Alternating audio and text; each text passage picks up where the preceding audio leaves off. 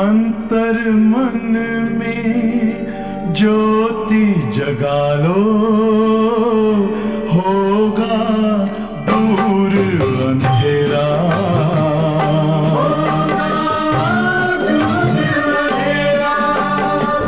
शिव का कर लो ध्यान, आ रहा पावन पुण्य सवेरा।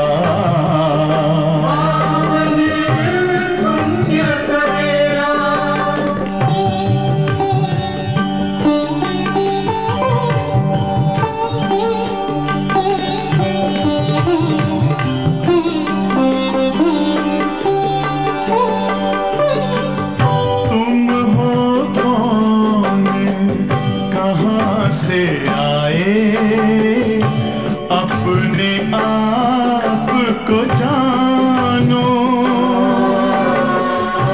राजयोग के द्वारा अपना परम पिता पहचानो। इसी राजपथ पर चलकर पालो अपना बसेरा।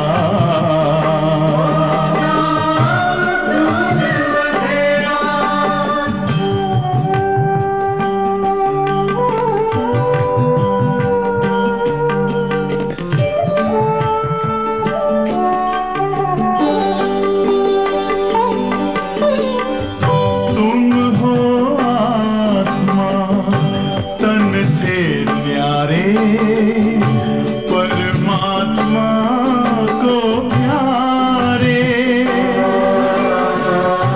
दिव्य गुणों को धारण करके योगी बनो दुलारे।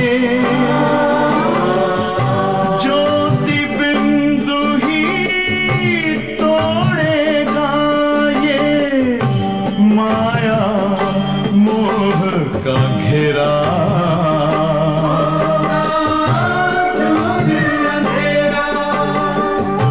अंतर मन में ज्योति जगा लो, होगा दूर अंधेरा।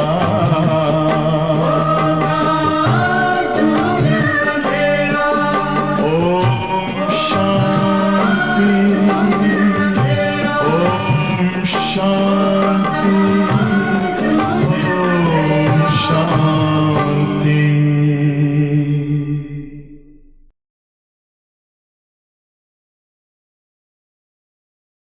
ஓம் சாந்தி.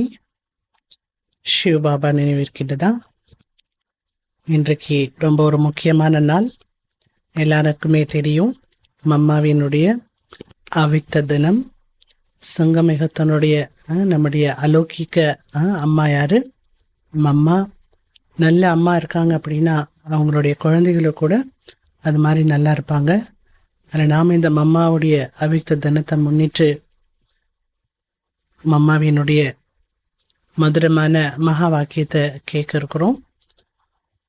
பாபா நமக்கு ஃபாலோ ஃபாதர் மதர் என்று மம்மாவை சொல்லியிருக்காங்க, பாபா சொல்லியிருக்கிறாங்க.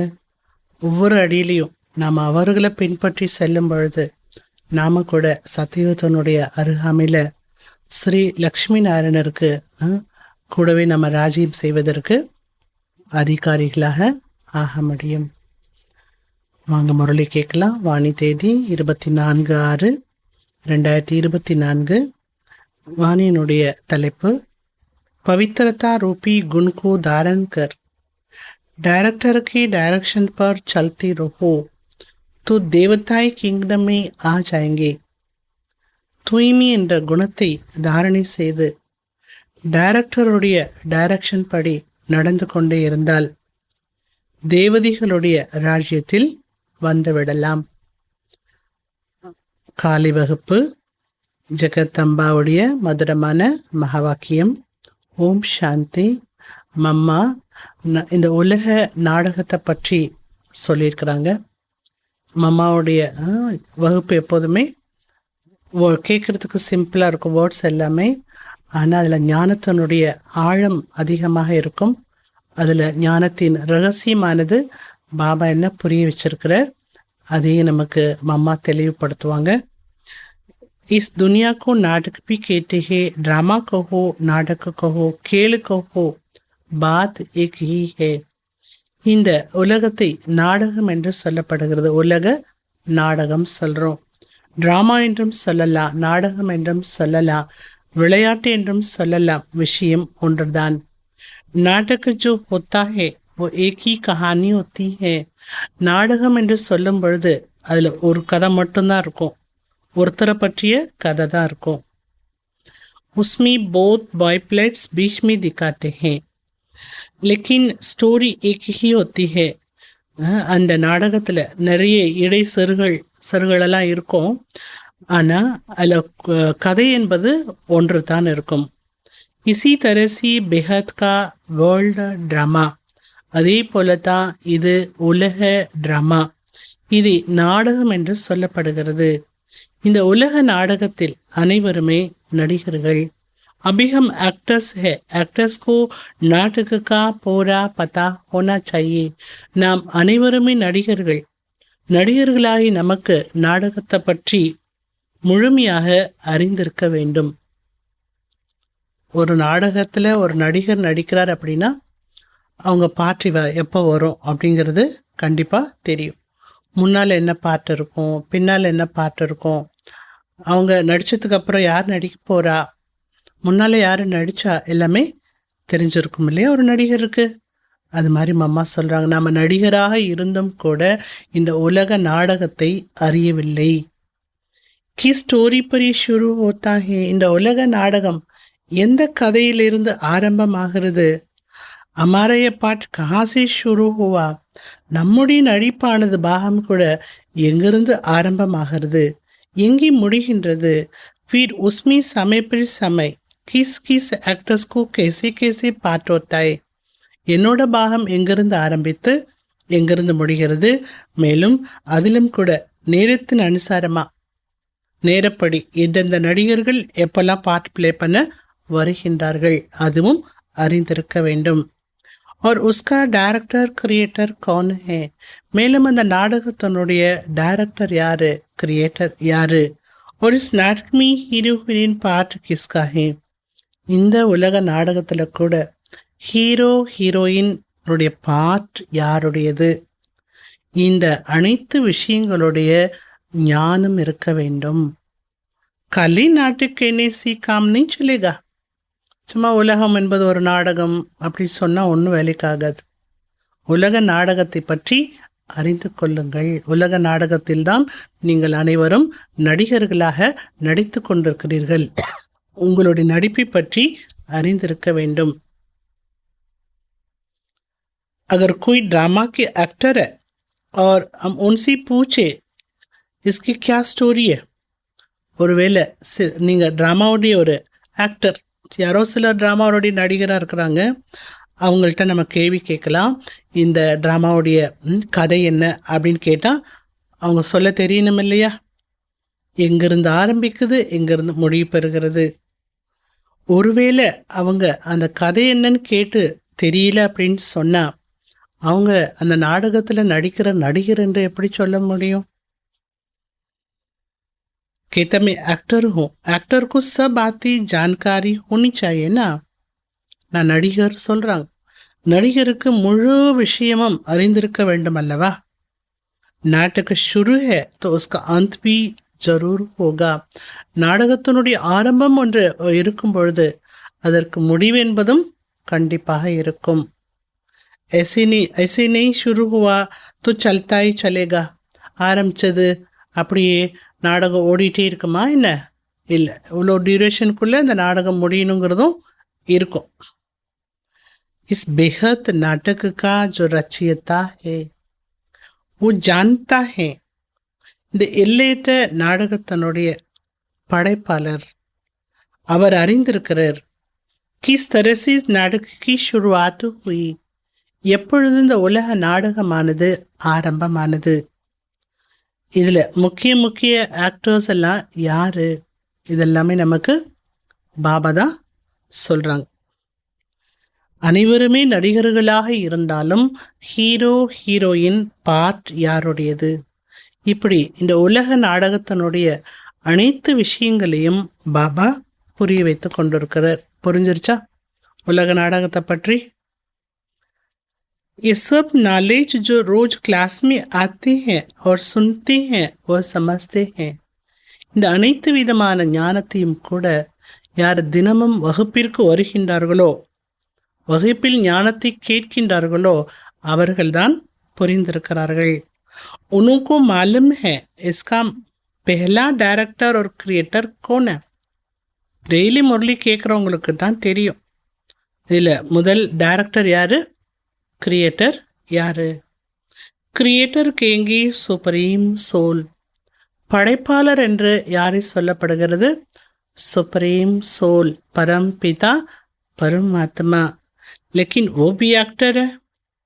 அவர் படைப்பாளராக இருந்தாலும் கூட அவரும் ஒரு நடிகராகிறார். எப்போ பாபா அந்த பூமிக்கு வராரோ அப்போ நான் என்ன பண்ணுறேன், என்னுடைய நடிப்பை நடிக்க ஆரம்பிக்கிறேன்னு சொல்கிறார் பாபா.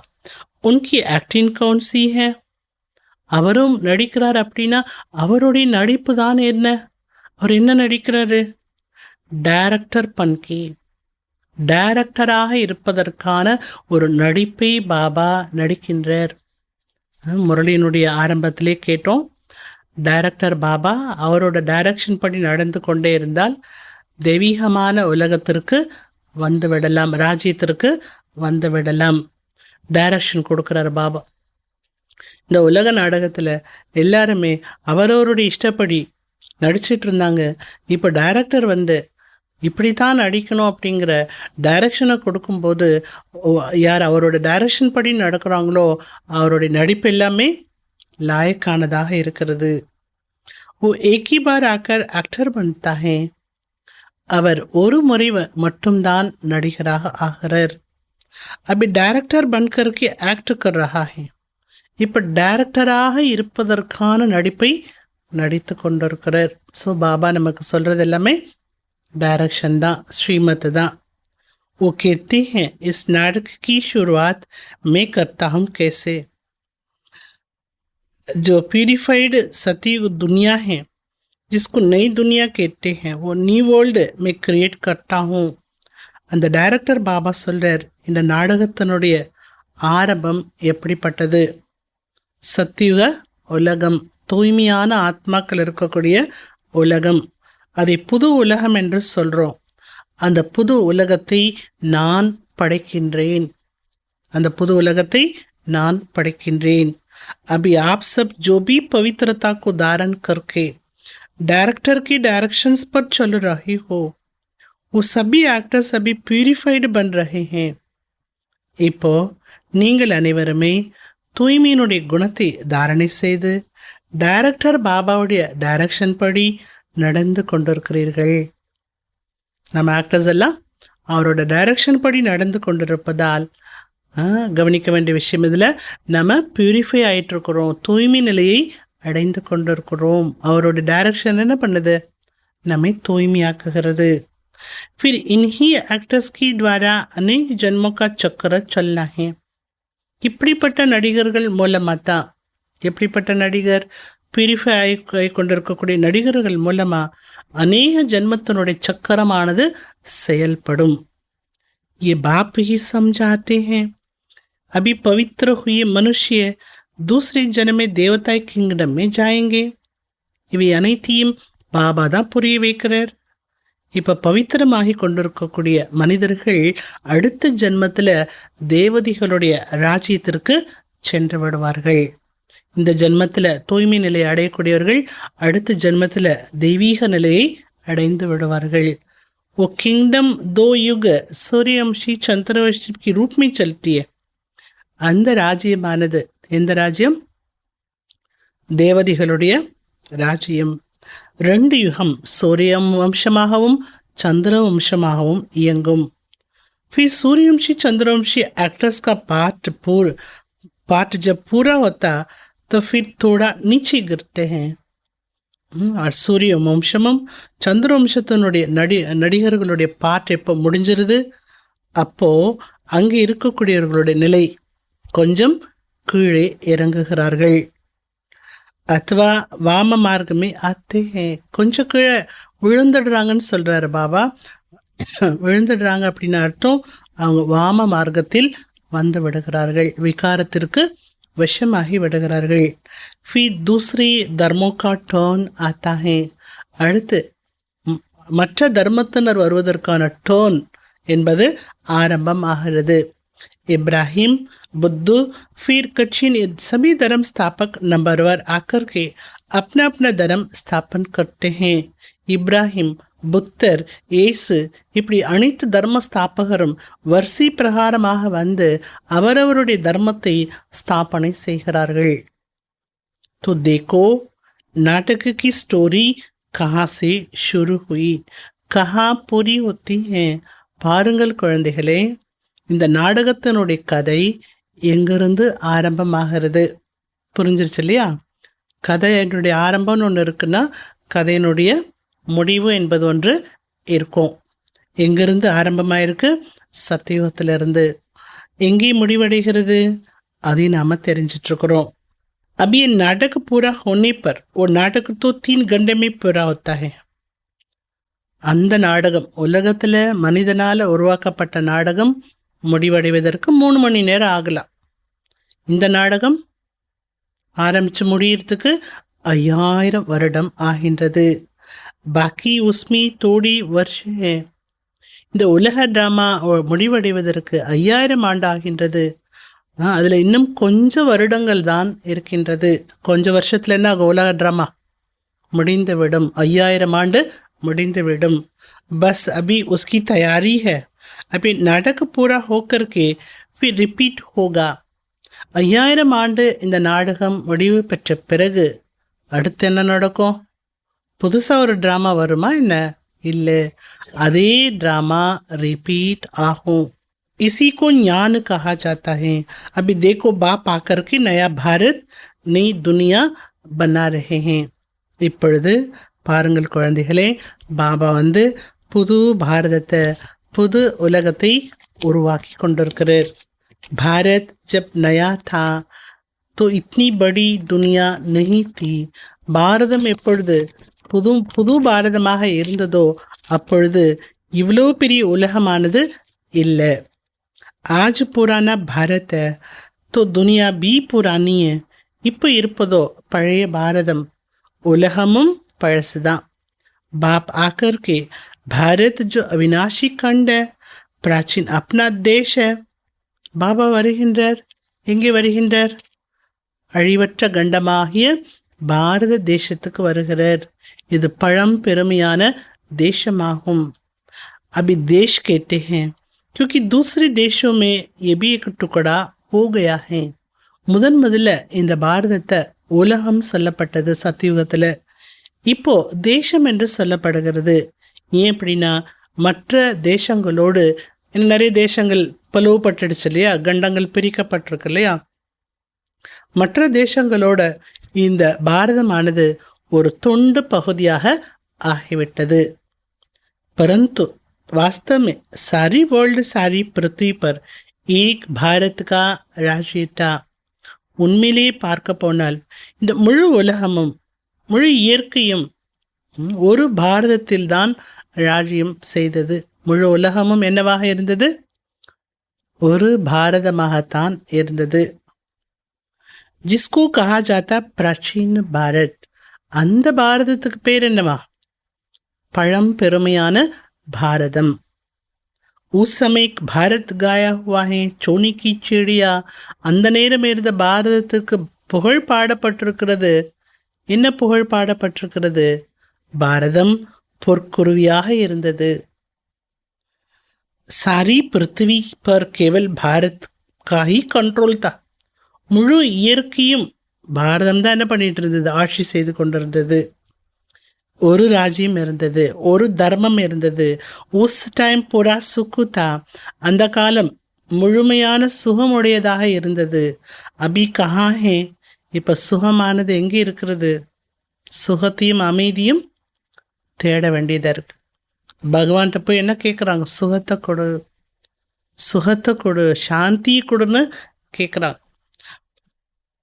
तो इसलिए बाप कहते हैं इसका डिस्ट्रक्शन करके फिर एक राज्य, एक धर्म और प्राचीन वही नया भारत ने दुनिया बनाता हूँ.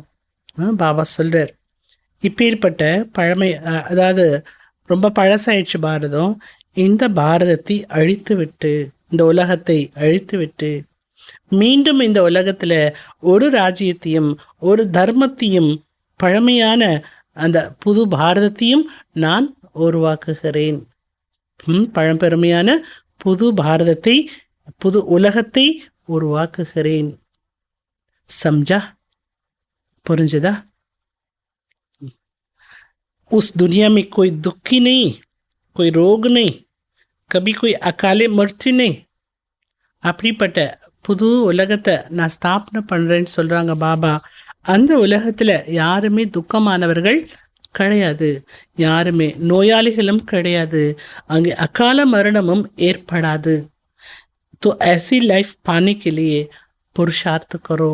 அப்பேற்பட்ட வாழ்க்கை பெறுவதற்கு முயற்சி பண்ணுங்க. முஃப்துமே தோடே மிலேகி, சும்மா ஃப்ரீயாக எல்லாம் கிடைச்சிருமா? எது ஒன்றுக்கும் என்ன வேணும்? தானாக கிடைச்சிருமா? கிடைக்காது. எது ஒன்றுக்கு என்ன வேணும்? முயற்சி வேணும். தண்ணி தாகம் எடுத்தாலும் அந்த தண்ணீரை பருகுவதற்கு நாம் தான் என்ன பண்ணணும்?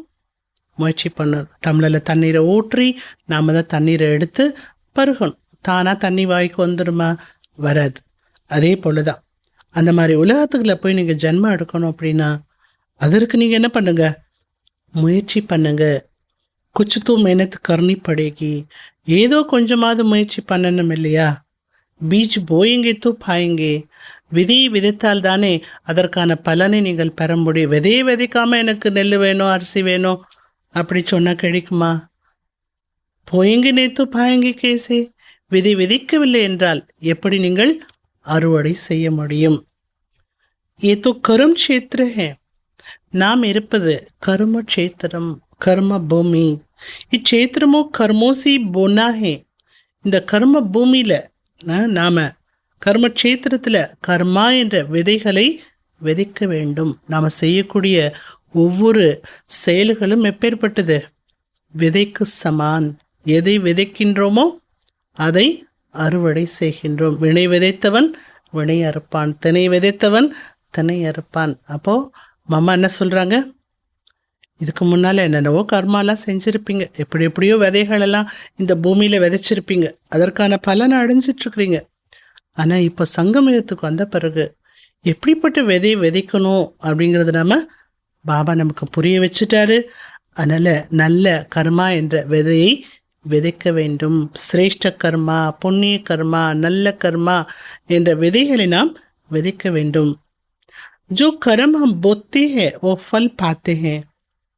இந்த கர்மா என்ற விதையை நாம் விதைக்கின்றோமோ அதற்கான பலனை பெறுகின்றோம். நாம் செஞ்சது நமக்கு தான் வந்து சேரும். யார் விதைக்கிறாங்களோ அவங்க தான் அறுவடை செய்வாங்க. बाप कर्मों का बीज बोने का सिखला रहे हैं. பாபா கர்மா என்ற விதையை விதைப்பதற்கு கற்றுக் கொடுக்கிறார். உண்மை இல்லையா? நல்ல கர்மா செய்ய எங்கே வந்து கற்றுக்கிட்டோம்? பாவ கர்மாவே செய்யக்கூடாதுங்கிறது எங்கே வந்து புரிஞ்சுட்டோம்? சங்கமிகத்தில் பாபாட்ட வந்த பிறகுதான். ஒரு பாவ கர்மா கூட செய்யக்கூடாது அப்படிங்கிற எண்ணம் எப்போ வந்துச்சு? பாபாட்ட வந்த பிறகுதான். ஜெய்சா கேத்தி கர்னா சிக்கலாத்தேன்னா பாபா சொல்கிறாங்க, எப்படி விவசாயம் செய்கிறதுக்கு கற்றுக் கொடுக்குறாங்க இல்லையா, அந்த மாதிரி விவசாயம் செய்ய போது என்ன உரம் போடணும், என்ன விதை போடணும், அதை எப்படி பராமரிக்கணும், அதற்கான ட்ரைனிங் எல்லாம் கொடுக்கப்படுது. விவசாயம் பண்ணுறதுக்கான ட்ரைனிங் எல்லாம் கொடுக்கப்படுது. तो बाप आकर की हमारे को कर्मों की खेती के लिए இல்லை பாபா வந்து நமக்கு கர்மா என்ற ஒரு விவசாயத்தை எப்படி செய்வது அதை நமக்கு பாபா கற்றுக் கொடுக்கிறார். கர்மா என்ற விதையை நாம் எப்படி விதைப்பது அதற்கான ட்ரைனிங் பாபா கொடுத்துட்ருக்கிறார். நாமே பார்க்கணும். நம்ம அந்த கர்ம பூமியில் நான் என்ன மாதிரி விதைகளை விதைச்சிட்டு வாழ்ந்துட்டுருக்கிறேன்.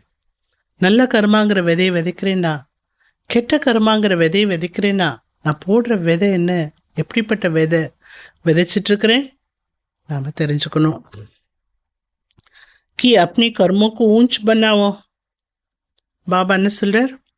நீங்கள் செய்யக்கூடிய கர்மாவை உயர்ந்ததாக ஆக்குங்கள். அச்சி பீஜ் டாலோ, நல்ல விதையை விதையுங்கள், தரமான விதையை விதையுங்கள். அதற்கான ஞான பாபா கொடுத்துட்டாரே.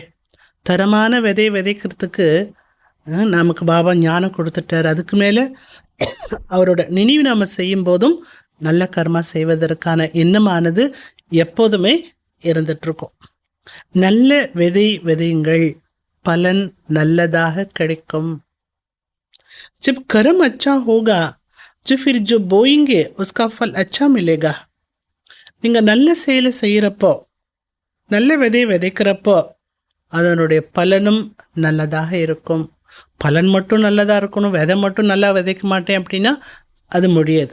நீங்கள் விதைச்சது தான் உங்களுக்கு கிடைக்கும். இது நம்ம கவனத்தில் வச்சுக்கணும். கண்ணை மூடிட்டு யாரும் கர்மா செய்கிறது கிடையாது. நான் செய்கிற கர்மா எனக்கு தெரியாது அப்படின்னு சொல்ல முடியாது. வேற கண்ணை மூடிட்டு விதைக்க முடியுமா? முடியாது இல்லையா? அதே போல தான் கண்ணை மூடிட்டு நான் தெரியாமல் செஞ்சுட்டேன்னு நம்ம சொல்ல முடியாது. அவரவர் செய்யக்கூடிய கெட்ட கர்மா என்ன, பாவக்கர்மா என்ன, எல்லாமே அவரவருக்கு தெரியும். சங்கமயத்தில் எந்த பாவகர்மா செய்யாதீங்க. நல்ல விதை விதைச்சிட்டே போனீங்கன்னா இதனுடைய பலன் ஜென்ம ஜென்மத்துக்கு அதை பார்க்கணும் இல்லையா? अगर कर्म रूपी बीज में ताकत नहीं होगी, कर्म बुरे बोएंगे तो फल क्या मिलेगा? மம்மா கேட்குறாங்க, ஒருவேளை கர்மா நீங்கள் செய்யக்கூடிய செயலானது, அந்த செயல் என்ற விதையில் சக்தி இல்லை என்றால், நீங்கள் கெட்ட காரியத்தை செய்தீர்கள் என்றால், அந்த விதை விதைத்தீர்கள் என்றால் என்ன பலன் கிடைக்கும்? கெட்டது தானே கிடைக்கும். ये जो खा रही हो फिर रो रही हो, जो खाती हो उसमें रो रही हो. சாப்பிட்டுட்டும் இருக்கிறீங்க, அழுதுட்டும் இருக்கிறீங்க. என்ன துக்க அசாந்தினால அழுதுட்டு இருக்கிறீங்க. அந்த துக்க அசாந்தி யார் உருவாக்குனது? நீங்கள் விதைச்ச விதை உங்களுக்கு துக்கத்தையும் அசாந்தியையும் கொடுத்து கொண்டு இருக்கிறது. அதை அனுபவிச்சுட்ருக்குறீங்க. அது நீங்கள் விதைச்ச விதை தான். பகவானா உங்களுக்கு பார்த்து அந்த மாதிரி துக்க கஷ்டமெல்லாம் கொடுக்கல. குछ न कुछ ரோக் ஆதி கிட் ஹோத்தி ஹீ रहती है. ஏதாவது நோய்களும் பிரச்சனைகளும் ஏற்பட்டு கொண்டு தான் இருக்கிறது. நோய்கள், பிரச்சனைகள், அனைத்து விஷயங்களும் மனிதர்களை துக்கப்படுத்துது இல்லையா? इसलिए எனவே அண்டலின் பண்ணணும். பாப் கேட்டேன், பாபா கூறுகிறார், अभी तुम्हारे कर्म को मैं ऊंच क्वालिटी का बनाता हूँ. இப்போ நீங்கள் செய்யக்கூடிய கர்மாவை உயர்ந்ததாக, குவாலிட்டி உடையதாக ஆக்குகிறேன். விதை எப்படி இருக்கணும்? தரமானதா, நல்ல குவாலிட்டியானதா, ஹையஸ்டாக அப்படி இருக்கணும். அந்த மாதிரி பாபா ஆக்குறார். ஆத்மா அபிமானி ஆகிட்டு செய்யக்கூடிய கர்மா அப்படி இருக்கும். நல்ல கர்மா, சிரேஷ்ட கர்மா, அது தரமான விதை. பாபா நினைவில் செய்யக்கூடிய செயல் எப்படி இருக்கும்? நல்லா இருக்கும். அந்த கர்மாவும் நல்ல கர்மாவாக இருக்கும். அதனால் என்ன சொல்கிறாங்க பாபா? இப்போ நான் நீங்கள் செய்யக்கூடிய செயலை உயர்ந்ததாக, क्वालिटी उड़ेदा है आखिरीन. जैसा बीज भी उसी क्वालिटी का होगा, उस क्वालिटी को बोएंगे, उसका फल अच्छा निकलेगा. இப்படி விதை கூட நல்ல தரமான விதையை விதைக்கும் பொழுது அதனால கிடைக்கக்கூடிய பலனும் தரமான பலனானது கிடைக்கும்.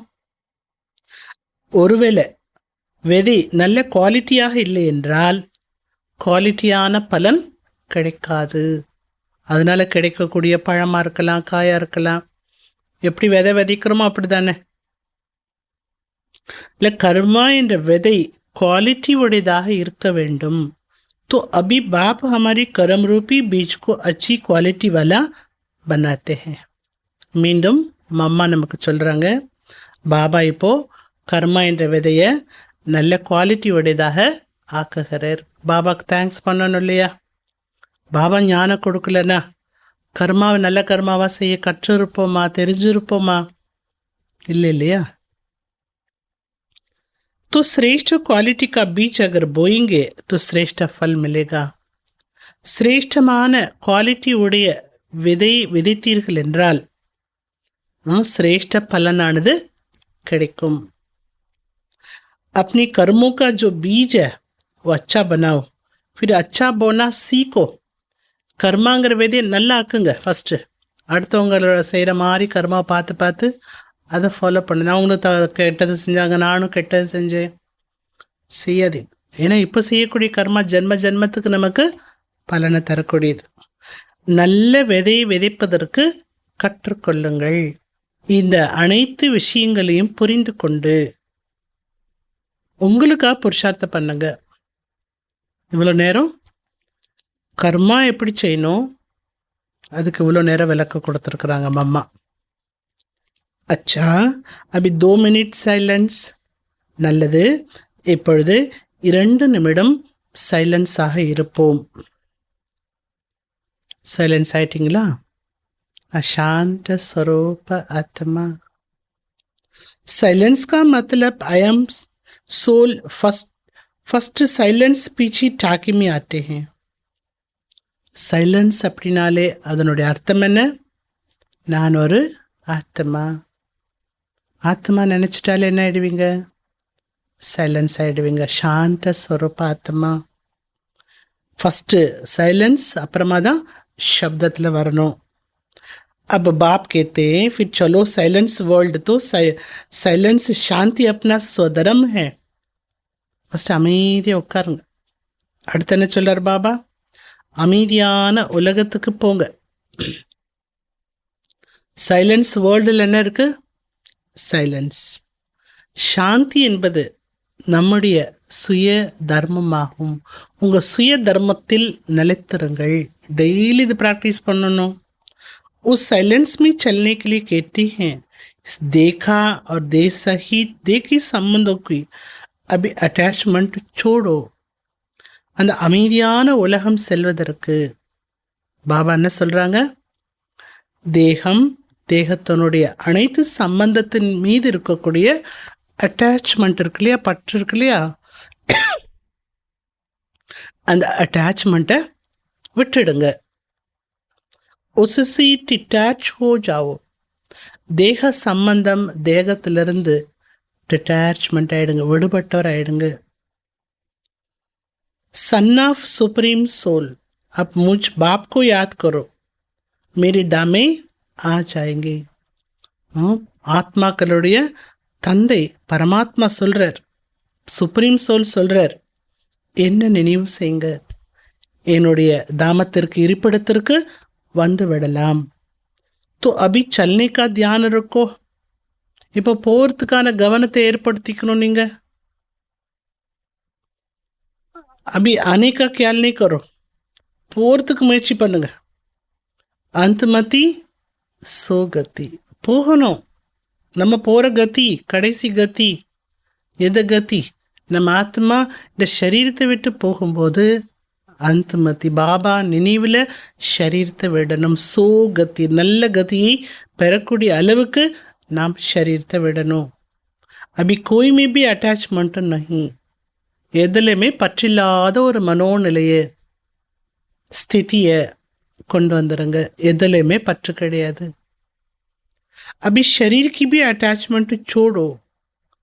உங்கள் சரீரத்து மேலே பற்று இருக்கு இல்லையா, அதையும் விட்டுடுங்க. சம்ஜா? மாமா கேட்குறாங்க, புரிஞ்சுதா? வீட்டுக்கு போகணுன்னா பற்றை விடணும். அந்தமதி சோகத்தி ஆகினாலும் பற்றை விடணும். தன்னோட தேகத்து மேலேயும் பற்று இருந்த ஆத்மா சரீரத்தை விட்டு போகிறதுக்கு சிரமப்படும். ऐसी अपनी धारणा बनाने की है. अच्छा, अब बैठो साइलेंस में. இப்பேற்பட்ட தாரணையை நீங்கள் உருவாக்கி கொள்ள வேண்டும். நல்லது. இப்போ சைலன்ஸில் உட்கார். அடிக்கடி என்ன ஆகிடணும்? எல்லா விதமான நினைவுகளிலிருந்து விடுபட்டு சைலன்ஸ் ஆகிடணும். அதுக்கு மேலே என்ன பண்ணணும்? சைலன்ஸாக இருக்கக்கூடிய உலகம் சாந்தி தாமத்துக்கு சென்று விட வேண்டும். चलती फिरते भी சைலன்ஸ், बोलते भी சைலன்ஸ். நீங்கள் நடந்தாலும் எங்கே சென்றாலும் அமைதியாக இருங்க, சைலன்ஸாக இருங்க. நீங்கள் பேசினாலும் உங்கள் பேச்சு எப்படி இருக்கணும்? சைலன்ஸ். உங்கள் பேச்சில் என்ன தெரியணும்? அமைதி தெரியணும். बोलती कैसे சைலன்ஸ் होती है मालूम है? நீங்கள் பேசும்போது அமைதி உருவாகணும் இல்லையா? அது எப்படி இந்த அமைதி உருவாகும் தெரியுமா உங்களுக்கு? சாந்த ஸ்வரூப ஸ்திதியில் இருந்து பேசும்போது கண்டிப்பாக என்ன ஆகும்? அந்த பேச்சிலிருந்து அமைதியினுடைய ஒரு வைப்ரேஷன் கண்டிப்பாக அந்த பேச்சில் கலந்திருக்கும். கேட்கக்கூடியவர்களுக்கு அந்த அமைதி என்பது அனுபவமாகும். बोलते समय हमारा बुद्धियोग अपनी उसी अयम सोल, फर्स्ट प्योर सोल अथवा साइलेंस सोल, ये याद रखना. நீங்கள் பேசுகிறப்போ அமைதியாக பேசணும். உங்கள் பேச்சில் அமைதி கலந்துருக்கணும், நிறைஞ்சிருக்கணும். அப்படின்னா பேசும்போது நான் ஆத்மா பேசுகிறேன் இந்த வாய் மூலமாக அந்த நினைவில் பேசுங்க. ஃபஸ்ட்டு நான் ஆத்மா எப்படி இருந்தேன்? பியூர் சோலாக இருந்தேன், தூய்மையான ஆத்மாவாக இருந்தேன். அப்படின்னா தூய்மையான ஆத்மா எப்படி இருந்தது? சைலன்ஸ், அமைதி நிறைந்த ஆத்மாவாக இருந்தது. தூய்மையான ஆத்மா அமைதி நிறைந்த ஆத்மாவாக இருக்குது. அந்த ஆத்ம தர்மத்தில், சுய தர்மத்தில் நிலச்சி பேசுகிறப்போ உங்கள் பேச்சு பிறருக்கு அமைதியை கொடுக்கும். இதை நினைவில் வச்சுக்கோங்கன்னு சொல்கிறாங்க மம்மா. बोलते समय हमारे में नॉलेज होना चाहिए कि आई एम सोल. आर्गन्स से बोलते हैं. பேசும் பொழுது உங்களுக்கு அந்த ஞானமானது நினைவில் இருக்கணும். நான் ஆத்மா வாய் மூலமாக பேசிகிட்ருக்கிறேன். सोल कॉन्शियஸில் இருந்து பேசணும். तो ये अपनी प्रैक्टिस होनी चाहिए. இது உங்களுடைய அன்றாட பயிற்சியாக இருக்க வேண்டும். எப்போ பேசினாலும் நான் ஆத்மா வாய் மூலமாக பேசிகிட்ருக்கேன். ஆத்மா கான்சியஸ், சோல் கான்சியஸ். அப்போது இந்த வாய் கூட எப்படி இருக்கும்? கண்ட்ரோலாக இருக்கும். பேசக்கூடாததெல்லாம் இந்த வாய் பேசவே பேசாது. जैसे हम इसका आधार लेकर के बोलते हैं. பாபா சொல்றார், எப்படி நான் பிரம்மா பாபாவுடைய வாயை ஆதாரமாக எடுத்துக்கிட்டு பேசுகிறேன், அந்த மாதிரி உங்களுக்கு தோணும் நான் ஆத்மா இந்த வாய் மூலமாக பேசிகிட்ருக்கிறேன். चलो अभी आंखों के आधार लेते हैं, देखते हैं. उसकी ज़रूरत है, उसका आधार लेकर के काम करो. அடுத்து என்ன ப்ராக்டிஸ் பண்ணணும் பார்க்குறீங்களா? பார்க்கும் பொழுதும் நான் ஆத்மா கண்கள் மூலமாக பார்க்கின்றேன். பயிற்சி பண்ணுங்க. எந்தெந்த அவயங்களை ஆதாரமாக எடுத்துக்கிறீங்களோ அது மூலமாக காரியம் பண்ணுறீங்களோ அப்போ அந்த ஆதாரம் எடுத்துக்கிறப்போ நான் ஆத்மா கால்கள் மூலமாக நடந்துட்டுருக்கிறேன், கைகள் மூலமாக வேலை செய்துட்ருக்கிறேன். இந்த மாதிரி நினச்சி வேலை செய்தீங்கன்னா என்னாகும்? இப்படி ஆத்ம உணர்வில் வந்து நீங்கள் அவயங்களை பயன்படுத்துகிறப்போ என்னாகும்? போத் குஷி ரஹேகி, ரொம்ப சந்தோஷம் ஏற்படும். பயிற்சி பண்ணி பார்க்குறீங்களா? ஃபுல் டே லைட்டாக இருக்கலாம். இந்த மாதிரி நினச்சி வேலை பார்க்குறப்போ ஃபுல் டே வேலை எப்படி இருக்கும்? லைட்டாக இருக்கும். மைண்ட் எப்படி இருக்கும்? மனசும் லேசாக இருக்கும். फिर कोई पूरा काम भी नहीं होगा. இந்த நினைவிலேருந்து நீங்கள் செயல்களை செய்கிறப்போ கெட்ட செயல்களை செய்ய மாட்டீர்கள், செய்யவே முடியாது. நல்லது. ऐसे बाप दादा और माँ की मीठी मीठी बहुत अच्छी सदा साइलेंस की अनुभूति करने वाले बच्चों के प्रति याद प्यार और गुड मॉर्निंग. बाप दादा மற்றும் இனிமையான மம்மாவினுடைய இனிமையான நல்ல சதா அமைதியினுடைய அனுபவத்தை செய்து கொண்டிருக்கக்கூடிய குழந்தைகளுக்கு அன்பு நினைவுகள் மற்றும் காலை வணக்கம். நல்லது. முரளி இன்னும் முடியல, இன்னும் அடுத்து ஒரு ஸ்பெஷல் கிளாஸ் இருக்குது, ரொம்ப ஸ்பெஷலான கிளாஸு. இவ்வளோ நேரம் மம்மாவினுடைய மதுரமான மகா வாக்கியத்தை கேட்டோம். என்னெல்லாம் அம்மா ப்ராக்டிஸ் பண்ண சொல்லியிருக்காங்க அதை நீங்கள் என்ன பண்ணணும்? இன்றைக்கி அதை ப்ராக்டிஸில் கொண்டு வந்துடணும். ஓகேவா? அடுத்து संदेश की तन द्वारा ऑलमेटी पिता की उच्चारित महावाक्य. சந்தேஷியனுடைய சரீரத்து மூலமா ஆல்மேட்டி ஷூபாபா மம்மாவை பற்றி சொல்லப்பட்டிருக்கக்கூடிய மகா வாக்கியம். ஷூபாபா மம்மாவை பற்றி என்ன சொல்லியிருக்காங்க அதை கேட்க போகிறோம். ஷூபாபாவுக்கு ரொம்ப செல்லமான மகளாக யார் இருந்திருப்பாங்க? எப்படி பிரம்மா பாபா ரொம்ப அன்பான குழந்தையோ அதே போல் மம்மா கூட பாபாவுக்கு என்னவா இருந்திருப்பாங்க? செல்லமான மகளாக தான் இருந்திருப்பாங்க இல்லையா? இல்லை மம்மா அவ்வளவு ஒரு லாயக்கான குழந்தையா, பகவானுடைய மனசையே கவரக்கூடிய ஒரு குழந்தையாக இருந்ததுனால ஷூபாபாவே மம்மா பற்றி அவ்வளவு மகிமை பாடுறார். ஹே ஷிரோமணி ராதா பேட்டி, ஹே ஷிரோமணி राधी महले, तुम निष्दिन मेरे सम दिव्य कार्य में तत्पर हो. மம்மா பற்றி சொல்றார் பாபா, நீ நிதமும் எனக்கு நிகராக தெய்வீக காரியத்தை செய்வதில் ஈடுபட்டிருக்கிறாய். அர்த்தாத் வைஷ்ணவ் சுத்த சொரூப் ஹோ, நீ வைஷ்ணவ சுத்தமான சொரூபத்திலே எப்போதுமே இருக்கிறார். இப்படி ஷூபாபாவில் ஏதாவது சாதாரண கர்மா செய்ய முடியுமா? முடியாது. அவருடைய காரியங்கள் எல்லாம் எப்படி இருக்கும்? அதிசயமானதாக உயர்ந்ததாகத்தான் இருக்கும் இல்லையா? அது மாதிரி ஷூபாபா என்ன சொல்றார் மம்மா பற்றி, டெய்லி நீ என்ன போலேயே தெய்வீகமான காரியம் செய்கிற, எனக்கு நிகராகவே இருக்கிறாயே அப்படின்னு ஷூபாபா சொல்றார். சுத்த சேவா கர்த்தி ஹோ, சுத்தமான சேவையை செய்கிறாய். इसलिए சாட்சாத் மேரா சொரூப் ஹோ, எனவே நீ சாட்சாத் என்னுடைய சொரூபமாகவே இருக்கிறாய். जो बच्चे अपने पिता की फुट स्टेप नहीं लेते उनसे में बिल्कुल दूर हूँ. அடுத்து பாபா சொல்றாங்க, எந்த குழந்தை பிதா பாபாவுடைய அடி மீது அடி எடுத்து வைக்கலையோ, பிரம்மா பாபா எந்த அடி எடுத்து வச்சு அதை பின்தொடர்ந்து வாங்க, அதை ஃபாலோ பண்ணி வாங்கன்னு சொல்லியிருக்காரு, அதுபடி யார் வரலையோ அவர்களிடமிருந்து நான் முற்றிலுமே தூரத்தில் இருக்கின்றேன். क्योंकि बच्चा तो फिर पिता की समान अवश्य चाहिए. ஒரு குழந்தை அப்படின்னா எப்படி இருக்கணும்? அப்பாவுக்கு சமானம் அவசியம் இருக்க வேண்டும். அப்பா எப்படி இருக்கிறாரோ அதுபோல அந்த குழந்தை இருக்கணும். ये कायदा भी स्थापन होता है जो सत्युग त्रेता तक चलता है. वह जैसा बाप वैसा बेटा.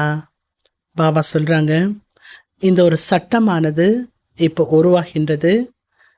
அந்த சட்டமானது சத்தியுகம் திரேதாயுகம் வரைக்கும் அப்படியே செயலில் இருந்துட்டு இருக்கும். இந்த சட்டம் எப்படி அப்பா இருக்காங்களோ அதே போல தான் குழந்தை இருப்பாங்க. அப்படியே அப்பாவை குழந்தையும் ஒன்று போல இருப்பாங்க. அவங்களுடைய ஒவ்வொரு செயலாக இருக்கட்டும், பேச்சாகட்டும், குழந்தைய பார்த்தா அப்பாவை பார்த்த மாதிரி இருக்குன்னு சொல்லுவாங்க. அந்த காலத்தில் அப்படி தானே சொல்லுவாங்க. இந்த குழந்தைய பார்த்தா அப்பா பார்க்கணும், இது அப்படியே அப்பா போலையே எல்லாமே சொல்லுது, செய்யுது, பேசுது, பேச்சு கூட அப்பா போல தான் இருக்குது அப்படின்னு சொல்லுவாங்க. அந்த அப்பா போல குழந்தை இருக்கிறதுக்கான ஒரு சட்டம், அந்த குணம் சட்டம் சொல்கிறாங்கம்மா பாபா. அந்த குணமானது இப்போ சங்கம யுகத்தில் உருவாகின்றது. परंतु द्वापर कलयुग में जैसा बाप वैसे बेटे नहीं होते हैं. ஆனால் துவாபரியும் கலியுகம் வந்த பிறகு எப்படி அப்பாவோ அப்படி மகன்கள் இருப்பதில்லை, குழந்தைகள் இருப்பதில்லை. நிறைய வித்தியாசம் ஏற்பட்டுடுது. அப்பா அப்படி செஞ்சார்னா குழந்தை ரொம்ப ஆப்போசிட்டாக இருக்குது. குழந்தையனுடைய நடத்தையாக இருக்கட்டும், பேச்சாக இருக்கட்டும், குணமாக இருக்கட்டும், அப்பா போல அந்த குணம் இருக்கிறது கிடையாது. अभी बच्चों को बाप समान बनने की परिश्रम करनी पड़ता है. இப்போ குழந்தைகளை அப்பாவுக்கு சமான் ஆக்கிறதுக்கு பயிற்சி கொடுக்கப்படுது. அதுக்கான தனி அவங்களுக்கு அட்வைஸ் கொடுக்கப்படுது, அதற்கான பயிற்சி கொடுக்க வேண்டியதாக இருக்கிறது. मगर वहाँ तो नेचुरल ऐसा कायदा बना हुआ है जैसा बाप वैसा बेटा. ஆனால் அங்கே இயற்கையாகவே இந்த சட்டமானது உருவாகி இருக்கிறது. இந்த சட்டம் எப்படி தந்தையோ அப்படி மகன் இருப்பார்கள். जो अनादि कायदा इस संगम समय पर ईश्वर पिता प्रत्यक्ष होकर के स्थापन करता है. இந்த அனாதி சட்டத்தை சங்கம யுகத்துல ஈஸ்வரன் பிதா பிரத்யட்சமாகி இந்த சட்டத்தை உருவாக்குகிறார். பாபா சொல்றாங்க மம்மா பத்தி, மதுர் மாளிகை, மதுர் மீட்டி திவ்ய புருஷார்த்தி பேட்டை, இனிமையான தோட்டக்காரருடைய இனிமையான தெய்வீகமான முயற்சி செய்து கொண்டிருக்கக்கூடிய மகளே, அப் துஜி போத் ரமணிக் ஸ்வீட்டஸ்ட் பன்னா और बनाना है. இப்பொழுது நீ ரமணிகமாகவும் இனிமையானவராகவும் ஆக வேண்டும், ஆக்க வேண்டும். अभी वर्ल्ड सावरेंटी की चाबी सेकंड में प्राप्त करना है. உலக ராஜ்யத்தினுடைய சாவியை செகண்ட்ல நீ பிராப்தியாக பெற வேண்டும். பிறருக்கு அந்த சாவியை கொடுக்க வேண்டும். இது உன்னோட கையில இருக்கு. மம்மாவுக்கு சொல்றார் பாபா, देखो ऑलमेटी जो हर एक जीव प्राणी का मालिक है. பாரு குழந்தையே, ஆல்மெட்டி பாபா ஒவ்வொரு ஜீவ ஆத்மாக்களுக்கு எஜமானர். அவர் जब प्रैक्टिकल में कर्म क्षेत्र पर आया है, அவர் எப்போ ப்ராக்டிக்கலா இந்த கர்ம क्षेत्रத்துக்கு வராரோ, तब सारी सृष्टि हैप्पी हाउस बन जाती है. அவர் இந்த பூமியில் அவதரித்த உடனே இந்த முழு சிருஷ்டியும் மகிழ்ச்சியான ஒரு இல்லமாக, ஆனந்த இல்லமாக ஆகிவிடுகிறது. பாபா வந்த பிறகுதான சந்தோஷம் கிடைச்சது. इस समय वही जीव प्राणियों का मालिक अव्यक्त रीति से सृष्टि को चला रहे हैं. இந்த நேரத்தில் ஜீவ ஆத்மாக்களுக்கு எஜமானனாக இருக்கக்கூடியவர் அவ்யக்த ரூபத்தில் இந்த சிருஷ்டியை இயக்கி கொண்டிருக்கிறார். लेकिन जब वो प्रत्यक्ष रूप में देहदारी बन मालिकपन सी कर्म क्षेत्र पर आता है, तब सत्युग त्रेता के समय सभी जीव प्राणी सुखी बन जाते हैं. ஆனா எப்போ பாபா பிரத்யக்ஷ ரூபத்தில் மானுட உடல் தரித்து இந்த கர்ம க்ஷேத்திரத்துக்கு வருகின்றாரோ, அப்பொழுது சத்தியுகம் திரேதாயுகம் என்பது உருவாகின்றது. எல்லா ஜீவ ஆத்மாக்களும் சுகமானவராக ஆகிவிடுகிறார்கள். பாபா மனித உடலில் வரும்பொழுது வஹா சச்சு கி தர்பார் குலி ரெட்டி ஹே, அங்கே உண்மையான சாம்ராஜ்யம் என்பது உருவாகிவிடுகிறது. जिसने ईश्वरीय सुख प्राप्त करने अर्थ पुरुषार्थ किया है, उनको वहाँ सदा के लिए सुख प्राप्त हो जाता है. பாபா சொல்றாங்க, யார் ஈஸ்வரிய சுகத்தை பெறுவதற்கு முயற்சி செய்தார்களோ அவர்களுக்கு அங்கே சதாகால சுகமானது கிடைத்து விடுகிறது. சங்கமயுகத்தில் ஈஸ்வரிய சுகத்தை அனுபவம் செய்யும் பொழுது அவர்களுக்கு என்ன கிடைக்கிறது? சதா காலத்துக்கான சுகமானது கிடைத்து விடுகிறது. इस समय सभी जीव प्राणियों को सुख का दान नहीं मिलता है. இந்த நேரத்தில் அனைத்து ஜீவ ஆத்மாக்களுக்கும் சுகமானது யாரும் கொடுக்கறதில்ல. சுகத்தை யாருமா தானமா கொடுக்கறதில்ல. துக்கத்தை அள்ளி அள்ளி கொடுக்குறாங்க, கஷ்டங்களை அள்ளி அள்ளி கொடுக்குறாங்க. சுகத்தை யாருமே கொடுக்கறதில்ல. புருஷார்த்த ஹி பிரலப்த் கோ खींचता है. எது ஒன்று அடையறதுக்கும் முயற்சி தான் தேவை. முயற்சி பலனை கொடுக்கின்றது. जिनको ईश्वर से योग है, उनको ईश्वर द्वारा संपूर्ण सुख दान मिल जाता है. பாபா சொல்றாங்க, யாருக்கு ஈஸ்வரனோட தொடர்பு இருக்கிறதோ, ஈஸ்வரனுடைய தொடர்பில் இருக்கிறார்களோ அவர்களுக்கு ஈஸ்வரன் மூலமாக சம்பூர்ண சுகமானது தானமாக கிடைத்து விடுகிறது. அவங்களுக்கு பாபா என்ன பண்ணுறாரு? அவர் நினச்சா போதும், அவரோட சம்பந்தம் வச்சா போதும் பாபாவோட, அவங்களுக்கு என்ன கிடைக்கிறது? சம்பூர்ண சுகமானது கிடைத்து விடுகிறது. எவ்வளோ நல்ல நல்ல பாயிண்ட் கேட்டுட்ருக்குறோம். ஓஹோ தும் வஹி சக்தி ஹோ.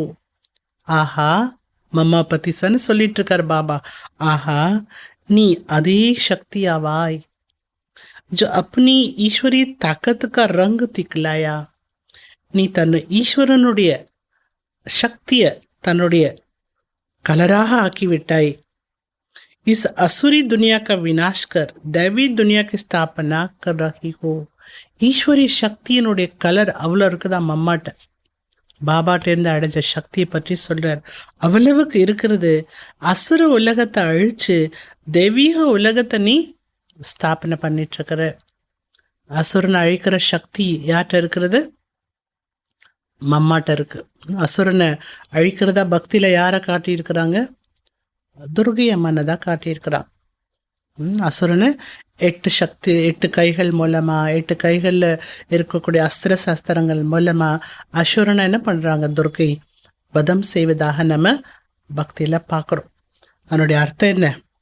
8 சக்திகள் மம்மாட்ட இருந்தது. பாபா கொடுக்கப்பட்ட ஞானத்தினுடைய அஸ்திர சஸ்திரம் இருந்தது. இது மூலமா இந்த அசுர உலகத்தை அவங்க அழிச்சு ஒரு தெய்வீக உலகத்தை உருவாக்கிட்டு இருக்காங்க. அசுர ஆத்மா மம்மா முன்னாடி வர்றாங்க. அசுரத்தன்மை எல்லாம் மாறி போச்சு இல்லையா? அப்போ அசுரத்தன்மை மாறிச்சுனாலே தெய்வீக உலகம் என்ன ஆயிட்டுருக்குன்னு அர்த்தங்க? உருவாயிட்டுருக்குன்னு அர்த்தம். எவ்வளோ கெட்டது அழிகின்றதோ அவ்வளவு நல்லது உருவாகின்றது. எத்தனையோ பேர் மம்மா பார்த்தேன்னா நாங்கள் மனசு மாறிச்சு, நடத்த மாறிச்சு, சன்ஸ்கார் மாறிச்சு, வாழ்க்கையே மாறிடுச்சு. மம்மாவுடைய ஒரு திருஷ்டி பட்ட மாத்திரத்தில் அவ்வளவு சக்தி நிறைந்தவராக மம்மா இருந்ததுனால தான் பாபா கூட அவங்களுடைய பெருமையை சொல்லிட்டு இருக்கிறார். அபி ஓ தாக்கத்து துமாரமே பர் ரஹி ஹோ. அந்த சக்திகளை பற்றி நிறைய சொல்கிறோம். அந்த சக்தியை இப்போ நீ உனக்குள்ள நிறைத்து கொண்டிருக்கிற அப்படின்னு மம்மாட்ட சொல்கிறாங்க பாபா. தும் சதா अपने ईश्वरीय भल और रूहाब की मर्तबे में रहो तो सदा अपार खुशी रहेगी. நீ எப்போதுமே ஈஸ்வரிய சக்தியாலும் பலத்தாலும் ஆன்மீகத்தினுடைய ஒரு பதவியிலேயே இருங்க, ஆன்மீக பெருமிதத்திலேயே இருங்க. அப்படி இருந்தீர்கள் என்றால் அளவற்ற குஷி என்பது இருக்கும். நித்திய ஹர்ஷித் முக்கு, எப்போதுமே மகிழ்ச்சி கொண்ட முகமாக உனது முகம் இருக்கின்றது. தும்கு நஷா ஒன்னா சாயே மை கோனு ஹூ கிஸ்கா ஹூ.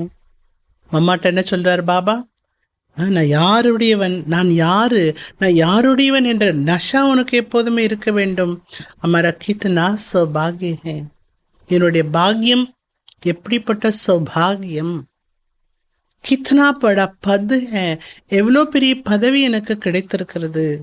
அபி தும் பேலே செல்ஃப் கா ஸ்வராஜ்ய பிராப்த கர்த்தே ஹோ.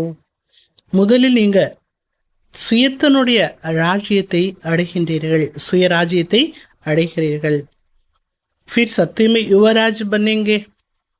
இப்போ சுயராஜ்யம் சத்தியுகத்தில் யுவராஜ் ஆயிடுறோம். तो कितना नशा चाहिए. இங்கேயும் ராஜ்யம், அங்கேயும் ராஜ்யம்.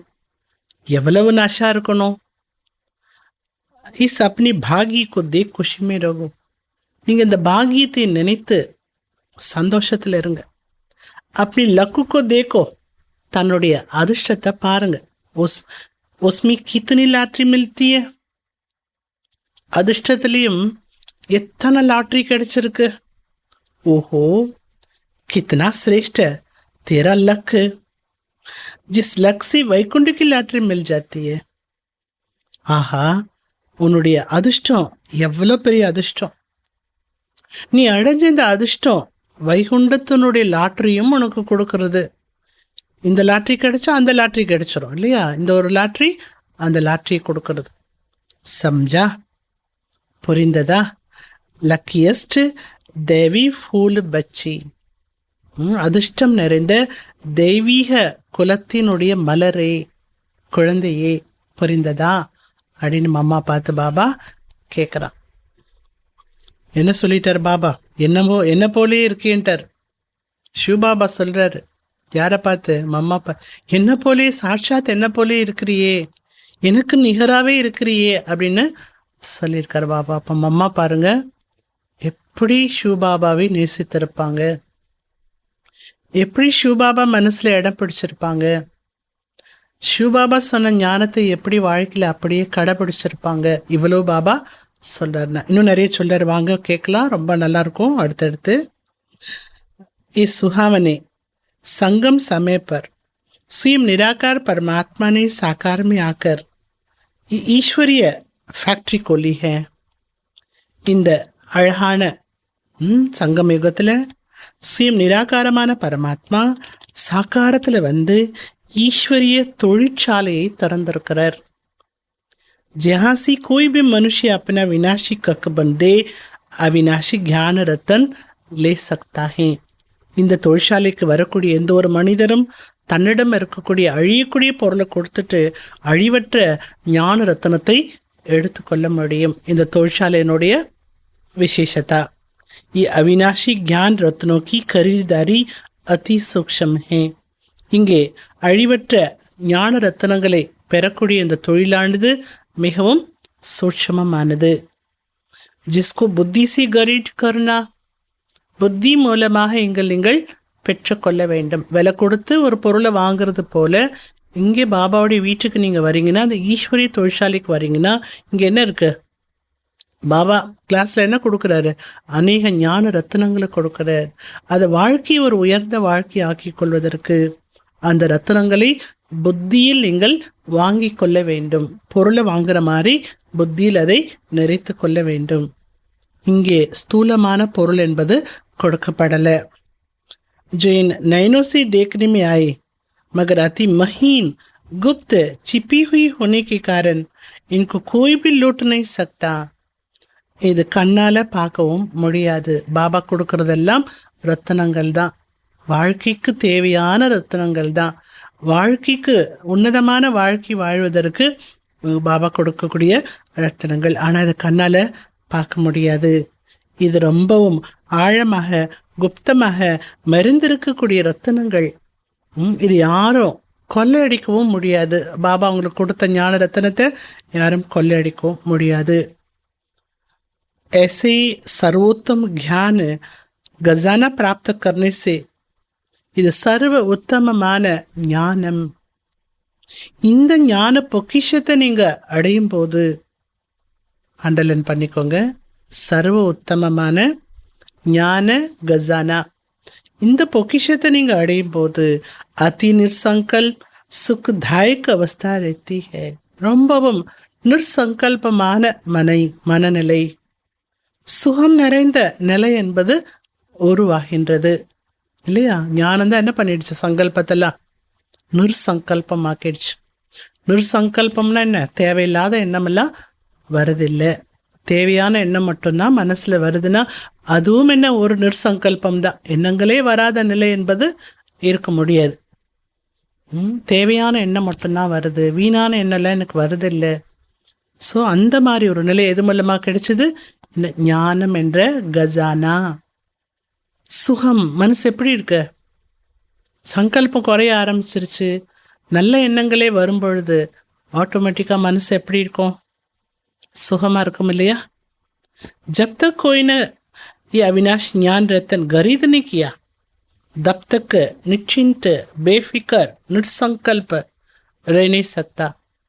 பாபா சொல்லார், எது வரைக்கும் இந்த அழிவற்ற ஞான ரத்தினத்தை நீங்கள் வாங்கவில்லையோ, இந்த தொழிற்சாலைக்கு வந்து நீங்கள் வாங்கவில்லையோ, அது வரைக்கும் கவலையற்ற நிர்சங்கல்பமான நிலை என்பது உங்களுக்கு கிடைக்க முடியாது. இந்த ஞானம் ஒன்று தான் அந்த மாதிரி ஒரு பலனை உங்களுக்கு கொடுக்கும். இசிலியே, எனவே அண்டர்லைன் பண்ணியாச்சா? எவ்வளோ ஞானம் கேட்குறோம் அவ்வளோ எண்ணங்கள் எல்லாம் மாறிடும், சிரேஷ்டமாயிடும், உயர்வாயிடும், சக்திசாலி ஆயிடும். ஞானத்துக்கு மட்டும்தான் அவ்வளவு சக்தி என்பது இருக்கிறது. எனவே இந்த அழிவற்ற ஞானத்தை சம்பாதித்து தன்னுடைய புத்தி என்ற சூக்ஷ்மமான பெட்டகத்தில் தாரணா பண்ணி நிச்சயந்தா இருங்க, கவலையற்றவராக இருங்க. என்ன நடக்க போதோ கவலைப்படக்கூடாது, என்ன ஆகுமோன்னு யோசிக்கக்கூடாது. ஸோ அதுதான் என்ன சொல்லப்படுது? நிச்சயந்தாக இருக்கக்கூடிய நிலை. இது புத்திங்கிற பெட்டகத்தில் இருந்துச்சுன்னா உங்களுடைய மனோநிலை எப்படி இருக்கும்? புத்தி பெட்டகத்தில் இந்த ஞானம் இருந்துச்சுன்னா உங்கள் மனோநிலை எப்படி இருக்கும்? நிச்சயந்தாக இருக்கும். வினாஷி தன்மை தோ துக்கு சமாயா ஹுவாஹே. அழியக்கூடிய செல்வத்தில் துக்கம் நிறைந்திருக்கிறது. அழிவற்ற ஞான செல்வத்தில் அதுக்கு ஆப்போசிட்டாக அப்படி சொல்லலாமே, பணம் எவ்வளோ இருந்தாலும் சந்தோஷமாக இருக்கு, துக்கம். யாராவது கேட்பாங்க, கொடுக்கணும், கொடுக்காட்டா அவங்களுக்கு இப்போ கோபம் வரும், கொடுத்தா நமக்கு கவலை வரும், எல்லாமே இருக்கு இல்லையா? காலியாக போயிடுச்சே அப்படிங்கிற கவலை வரும். அழிவற்ற ஞான செல்வத்தில் சுகம் நிறைந்திருக்கிறது. அப்போ உங்களுக்கு சுகம் வேணும்னா எதை சம்பாதிக்கணும்? ஞான செல்வத்தை சம்பாதிக்க வேண்டும். எங்கே சம்பாதிச்சு வைக்கணும்? புத்தியில். டக்கு டக்கு டக்குன்னு ஞான பாயிண்ட் புத்தியிலேருந்து வேலை செஞ்சுட்டே இருக்கணும். பாபா இப்படி சொல்லியிருக்காரு, நான் இப்படித்தான் இருக்கணும், பாபா இப்படி சொல்லியிருக்கார், நான் இப்படித்தான் செய்யணும். அப்படி அந்தந்த நேரத்துக்கு தந்த பாயிண்ட் என்ன ஆகணும்? வந்து வேலை செய்யணும். அப்போ எப்படி இருக்கலாம்? சுகமாக இருக்கலாம். जैसा सूर्य सागर की जल को खींचता है जो फिर ऊंच पहाड़ों पर बरसता है. எப்படி சூரியன் கடலிலிருந்து நீரை உறிந்து கொண்டு அது பெரிய மலைகள் மேலே போய் என்ன பண்ணுது? மழையாக பொழிகிறது. वैसे ये भी डायरेक्ट ईश्वर द्वारा वर्षा बरसती है. அதே போல தான் இங்கே கூட டைரக்ட் ஈஸ்வரன் மூலமாக ஞான மழையானது பொழியப்படுகிறது. ஸோ எதில் நினைஞ்சிட்ருக்கோம்? இப்போ நம்ம ஞான மழையில் நம்முடைய ஆத்மா நினைஞ்சிட்டே இருக்கு. தெரியுதா? கேத்தி शिव की जटाओं से गंगा निकलती है. சொல்லியிருக்கிறாங்க சிவனுடைய தலையிலிருந்து கங்கை உருவானது அப்படின்னு சொல்லியிருக்கிறாங்க. அப்படிலாம் அவரோட தலையிலிருந்துலாம் கங்கை ஜலமானது வரல. இப்போ இவருடைய வாய் மூலமாக, கமல வாய் மூலமாக ஞான கங்கையானது பொழிந்து கொண்டிருக்கிறது. जिसको अविनाशी ईश्वरीय तारा कहा जाता है. இதுதான் அழிவற்ற ஈஸ்வரிய கங்கை என்று சொல்லப்படுகிறது. காசிக்கு போனால் தான் கங்கை கிடைக்கும். ஆனால் உண்மையான கங்கை பாபா இங்கே வந்து என்ன பண்ணிட்டுருக்காரு? ஈஸ்வர ஞானத்தை கொடுத்துட்ருக்கிறார். इससे तुम भागीर रथ पुत्र पावन हो अमर बन रही हो. இந்த ஈஸ்வரிய கங்கையில் நினையக்கூடிய நீங்கள் தூய்மையான நிலையை அமரராகவும் ஆகிக் கொண்டிருக்கிறீர்கள். ये सिरताज बनाने की वंडरफुल मंडली है. அடுத்து பாபா சொல்றார், இது கிரீடதாரியாக ஆக்கக்கூடிய சங்கம். ஒவ்வொரு ஸ்டெப்பாக வந்துட்டார். கங்கையிலேருந்து இப்போ எங்கே வந்துட்டார்? இது கிரீடதாரியாக ஆக்குவதற்கான அதிசயமான சங்கம். யஹா ஜோபி நர ஒரு நாரி ஆயங்க. இங்கே யாரெல்லாம் ஆணோ பெண்ணோ யார் வருகின்றார்களோ அவர்கள், இங்கே வரக்கூடியவர்கள் கிரீடதாரியாக ஆகிவிடுவார்கள். சத்தியுகத்துக்கு அதிகாரி ஆயிடுவாங்கங்கிறது தான் பாபா அப்படி சொல்கிறார். இந்த உலகத்தை தான் மண்டலி என்று சொல்லப்படுது. மண்டலி அப்படின்னா இருப்பிடம். इस दुनिया में सभी मनुष्य निराकार ईश्वर को याद करते हैं. இந்த உலகத்தில் அனைத்து மனிதர்களும் நிராகாரமான ஈஸ்வரனை நினைக்கிறார்கள். जिसे अपनी नैनों से भी देखा भी नहीं है उस निराकार को, उनको इतना ही प्यार रहता है. அந்த நிராகாரமான பகவானை கண்ணால் பார்த்ததே இல்லை, ஆனால் அவர் மேலே அவ்வளோ அன்பு இருக்குது. அந்த அன்பில் என்ன சொல்கிறாங்க? ஹே ஈஸ்வர் முஜி அப்பனே மே லீனு கருதோ. அந்த அன்பில் என்ன சொல்கிறாங்க? ஈஸ்வரனே உன்னுள் என்னை நிறைத்துக்கொள் அப்படிலாம் சொல்கிறாங்க. பரந்து कैसा वंडर है जो स्वयं ईश्वर जब साकार में प्रत्यक्ष हुआ तब उनको पहचानते नहीं है. ஆனால் அதிசய பாருங்க, பார்க்காதவரை அன்பாக நினைக்கிறாங்க, அன்பாக அவர்கிட்ட பேசுகிற மாதிரி நினச்சிக்கிறாங்க. பேசலாம் முடியாது, நிறைய அன்பான வார்த்தைகள்லாம் சொல்கிறாங்க. ஆனால் அதிசயம் பாருங்க, அந்த பரமாத்மா ஈஸ்வரன் எப்போ மானுட உடலில் வருகின்றாரோ, மானுட உடல் தரித்து வருகிறாரோ, வந்த பிறகு அவரை தெரிஞ்சுக்கிறதுக்கு முயற்சி பண்ணுறதில்ல. இவருடைய உடலில் பகவான் வந்திருக்காருன்னு சொன்னால் யாராவது ஏற்றுக்கிறாங்களா? யாராவது புரிஞ்சுக்கிறாங்களா? அதை தான் பாபா என்ன சொல்றாரு? என்ன தெரிஞ்சுக்கல. ஈஸ்வர் கி போத் பியாரே பகத் ऐसे कहते जिधर देखता हूँ उधर तुम हो. ஈஸ்வரன் மேலே ரொம்ப பக்தியாக இருக்கக்கூடியவங்க என்ன சொல்லக்கூடிய வார்த்தை என்ன? எங்கே பார்த்தாலும் நீ தான் தெரியுற. உலகத்தில் தான் இருப்பாங்க, ஆனால் அன்பு பகவான் மேலே. எங்கே பார்த்தாலும் நீ தான் எனக்கு தெரியுற, இந்த உலகத்தில் வேறு ஒன்றுமே எனக்கு தெரியல அப்படின்னு சொல்லக்கூடிய பக்தனும் இருக்காங்க. பலோ देखते भी नहीं परंतु बुद्धियों से यही महसूस करते हैं. பகவானை பார்க்கல, ஆனால் புத்தியால் என்ன ரியலைஸ் பண்ணுறாங்க? ஈஸ்வரன் எங்குமே நிறைந்திருக்கிறார் அப்படின்னா ஃபீல் பண்ணுறாங்க. लेकिन तुम अनुभव से कहती हो स्वयं निराकार ईश्वर प्रैक्टिकल साकार में यहाँ आए बता रहा है. ஆனால் நாம் அனுபவத்தோடு சொல்கிறோம். என்ன சொல்கிறோம்? ஈஸ்வரன் சுயம் நிராகார் ப்ராக்டிக்கலாக இந்த சாக்கார உடலில் வந்திருக்கிறார், மனித உடலில் வந்திருக்கிறார் சொல்கிறோம். अब सहजी तुम मेरे से आकर मिल सकते हो. நான் மானுட உடல் தரித்து வந்திருப்பதால, மனுஷ உடம்புல நான் வந்திருக்கிறதுனால சகஜமாகவே நீ என்ன பண்ணலாம், சந்திக்க முடியும் என்று பரமாத்மா கூறுகிறார். परंतु कई मेरे बच्चे भी साकार में प्रभु पिता को पहचानते नहीं है. என்ன சொல்றார் பாபா? ஆனால் என்னோட குழந்தைகள் சாக்காரத்தில் வந்திருக்கக்கூடிய இந்த பிரபுவை அறியாமல் இருக்கிறார்கள். அப்போ அவர் கொடுக்குற பிராப்தியை வாங்க முடியாது இல்லையா? அவர் அறிந்து கொள்ளாத பொழுது அவர் கொடுக்குற பிராப்தியை வாங்க முடியாது. அப் சாக்கார பிரபு பிதாக்கு ஜானே வாலே ஞானி பச்சே. இப்போ சாக்காரத்தில் வந்திருக்கக்கூடிய அந்த பிரபு பிதாவை அறிந்திருக்கக்கூடிய ஞானி குழந்தைகள் சர்வ தெய்வீ குணோக்கி குஷ்புசி பரி ஹுயி ஹே. அவரை தெரிஞ்சுக்கிட்டதுனால அந்த தெரிந்து கொண்ட குழந்தைகள் அனைத்து தெய்வீக குணங்கள் நிரம்பிய குழந்தைகளாக ஆகிவிட்டுள்ளார்கள். ஸ்வீட் ஃபாலோர் अपने प्रभु पिता पर अपने जीवन ही चढ़ा देते हैं.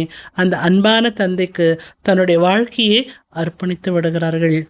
இதனால் பாபாட்ட தன்னையே பலியாக்கிடுறாங்க. பாபா நான் உனக்கு குழந்தை அப்படி தன்னை யார் பலியிடுறாங்களோ பலி ஆகிறதுனால அவர்களுக்கு ஜென்மத்துக்கு சம்பூர்ணமான தேவதா சரீரமானது பிராப்தியாக கிடைக்கிறது.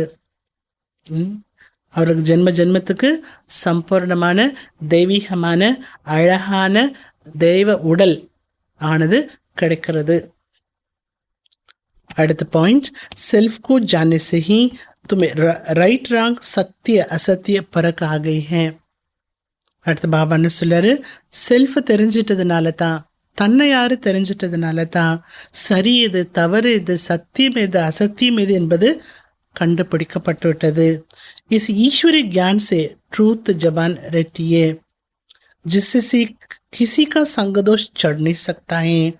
இந்த ஈஸ்வரி ஞானத்து மூலமா சத்தியம் என்பது நம்முடைய வாயிலிருந்து வருகிறது. யாருடைய சகவாசமும் இப்போ நமக்கு ஏற்பட முடியாது. संग दोष की छाया उसके ऊपर पड़ती है जो खुद अज्ञानवश है. சகவாசத்தினுடைய தோஷம் யாருக்கு ஏற்படும்? யார் அஞ்ஞான வசத்தில் இருக்கிறார்களோ, யார் ஞானத்தை பெற்றுள்ளார்களோ அவர்களுக்கு சகவாசம் ஏற்பட முடியாது. இப்போ சத்தியத்தினுடைய ஒரு உலகம் என்பது இல்லை. इसलिए किसी की जबान पर भरोसा न रख उनसे लिखत लिखवाते हैं. இன்னைக்கு மனிதனுடைய பேச்சில் நம்பிக்கை இருக்கிறதில்ல, அதனால தான் எழுதி வாங்குறாங்க. என்ன சொன்னாலும் சொன்னதோட விடுறதில்ல இல்லையா? நீங்கள் சொன்னதை எழுதி கொடுங்கன்னு எழுதி வாங்குறாங்க. ஏன்னா மனிதனுடைய பேச்சில் போய் தான் வருது. உண்மை இருந்தது அப்படின்னா அது மகா வாக்கியம் என்று சொல்லப்படுகிறது. जैसे देखो डिवाइन फादर की ट्रूथ महावाक्यों की शास्त्र बनी हुई हैं. எப்படி டிவைன் ஃபாதர் பாபா சொல்லக்கூடிய அந்த சத்தியமான மகா வாக்கியமானது சாஸ்திரமாக உருவாயிருக்கிறது. ஜினுக்கு காயின் ஒரு பூஜன் சல்தாஹே. அந்த சாஸ்திரங்களுக்கு மகிமையும் இருக்கிறது, பூஜையும் நடக்கிறது. उनकी ट्रूथ महावाक्यों को धारण करने से ईश्वरी क्वालिटी आ जाती है. பாபா சொல்லக்கூடிய அந்த சத்திய மகா வாக்கியத்தை தாரணா பண்ணும்போது ஈஸ்வரி குவாலிட்டி வந்துடுது, ஈஸ்வரி தன்மை என்பது வந்து விடுகிறது. न सिर्फ इतना मगर कोई तो पढ़ते पढ़ते श्री कृष्ण का ब्रह्मा का साक्षात्कार भी पा लेते हैं. அது மட்டும் அல்ல, அந்த ஈஸ்வரிய மகா வாக்கியத்தை படிக்க படிக்க ஸ்ரீகிருஷ்ணருடைய பிரம்மா பாபாவுடைய காட்சி கூட கிடைத்து விடுகிறது. சத்தியத்தில் அவ்வளவு சக்தி இருக்கிறது. ஓஹோ, होली हृदय कमल, होली हस्त कमल, होली नयन कमल बेटी राधे. ஆஹா, தூய்மையான இதயம் கொண்ட தாமரை மலர் போன்ற இதயம் கொண்ட கரங்களை கொண்ட கண்களை கொண்ட மகள் ராதையே. तेरी सारी काया पलट कमल फूल सब कोमल कंचन बन गई है. உன்னுடைய அங்கமெல்லாம் கோமலமாகவும் தங்கமானதமாகவும் ஆகிவிட்டது. உன்னோட ஷரீரம் கூட மாறிடுச்சுன்னு சொல்றார் பாபா. கமலமான மற்றும் தங்கமான ஒரு அங்கமாக ஆகிவிட்டது. परंतु पहले जब सोल कंचन बनती है तब सारा तन कंचन प्यूर बन जाता है. எப்போ ஆத்மாவானது தங்கமாகிறதோ சுத்தமாகிறதோ அப்போ முழு சரீரமும் கூட தங்கமாக தூய்மையானதாக ஆகிவிடுகிறது. तुम अपनी परमेश्वर पिता द्वारा अज्ञान तप्तों को बुझाए, ज्ञान का तेज को जगाया. ராதை பற்றி சொல்றாங்க பாபா, நீ உன்னுடைய பரமேஸ்வர் தந்தை மூலமா அஞ்ஞானம் என்ற இருளை போக்கி ஞானம் என்ற ஒளியை ஏற்றிவிட்டாய். அதி சீத்தல ரூப பன்கை ஹோ. ஞான ஒளியை ஏற்றிய காரணத்தினால நீ சீத்தலமான ரூபம் கொண்டவளாக ஆகிவிட்டாய். खुद शीतल रूप बन, फिर अन्य हम जिन्स को भी ऐसी सच्ची शीतलता ध्यान देने. நீம் சீத்தலமான ரூபம் உடையவளாக ஆகி மற்றவர்களையும் தன்னை போன்று பிறரையும் கூட உண்மையான சீத்தலம் கொண்டவராக ஆக்க வேண்டும். இஸ் சுகாவனி சங்கம் சமயப்பர் நிமித் பனி ஹுய் ஹோ. இந்த மங்களமான சங்கம் யுகத்தில் இந்த சீத்தலம் ஆக்குவதற்கான காரியத்தை செய்வதற்கு நீ நிமித்தம் ஆகியிருக்கிறாய். எல்லாருமே உன்னால தான் சீத்தலமாக ஆக்க முடியும் அப்படின்னு மம்மா பற்றி பாபா சொல்றார். तुम्हारे जड़ चित्रों द्वारा भी सारी दुनिया को शीतलता और शांति का दान मिलता रहता है. உன்னுடைய ஜட சித்திரத்து மூலமா மம்மாவுக்கு நினைவு சின்னம் இருக்கு இல்லையா, நினைவு சின்னமான மூர்த்திகள் இருக்கு இல்லையா, அதைத்தான் பாபா சொல்றாங்க.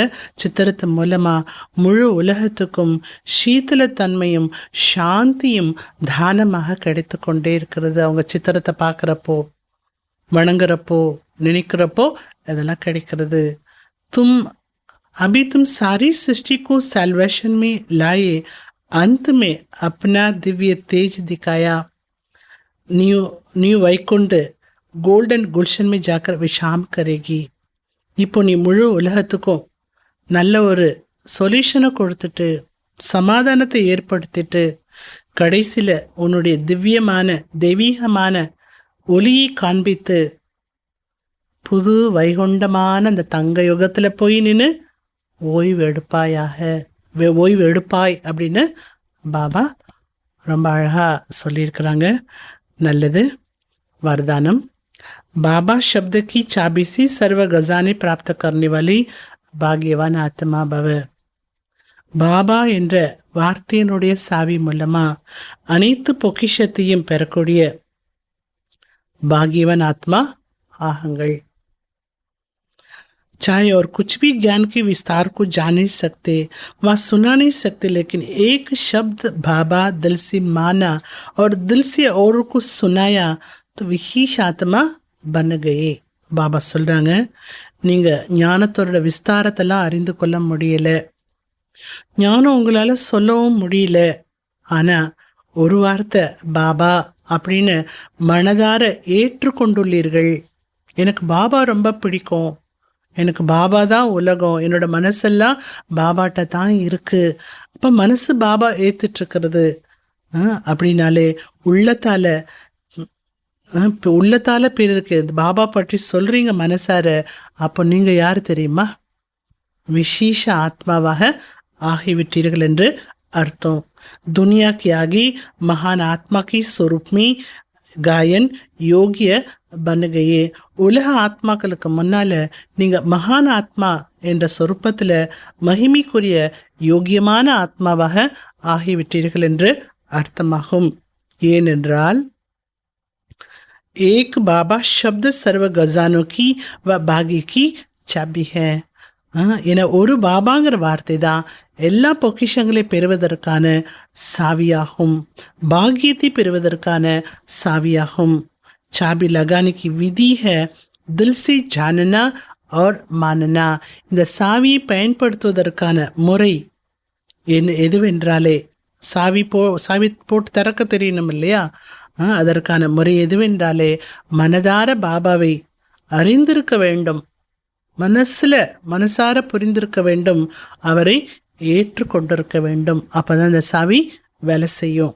தில்சி கஹோ பாபா து ஹசானே சதா ஹாசிரே. மனசார பாபான்னு சொல்லுங்க, பாபாவுடைய எல்லா பொக்கிஷங்களும் உங்களிடம் வந்து சேர்ந்து விடும். स्लोगन बाप दादा से स्नेह है तो स्नेह में पुरानी जगान को कुर्बान कर दो. பாப் தாதாவிடம் அன்பு இருக்கிறது என்றாலே அந்த அன்பில் இந்த பழைய உலகத்தை அர்ப்பணம் பண்ணிடுங்க. பழைய உலகம் உங்களுக்கு தேவையில்லை, அதனால் அந்த பழைய உலகத்தை அந்த அன்புக்கு கொடுத்துருங்க. ஓம் சாந்தி. மம்மா பற்றி நிறைய பாயிண்ட் கேட்டிருக்கிறோம். அதில் சங்கல்பம் வைங்க. இந்த மம்மா தினத்தை முன்னிட்டு மம்மாவுடைய விசேஷ தன்மைகளை எனக்குள்ளே நான் கொண்டு வரணும். நிறைய விசேஷத்தை நீங்கள் எல்லாருமே தெரிஞ்சிருப்பீங்க, கேட்டிருப்பீங்க, அறிந்திருப்பீங்க. தெரிஞ்சிட்டா மட்டும் போதாது. இன்றைய தினத்தில் மம்மா போல் இந்த குணத்தை அல்லது செயலை அல்லது பேச்சை எது ஒன்றும் உங்களுக்கு தேவைப்படுதோ அதை நான் எனக்குள்ளே கொண்டு வருவேன் அப்படிங்கிற அந்த உறுதியான ஒரு தாரணை இன்றைக்கு மனசில் நம்ம எடுத்துக்கலாம். நல்லது. ஓம் சாந்தி. மம்மா போல பாபாவை நாம் நினைவு செய்வோம்.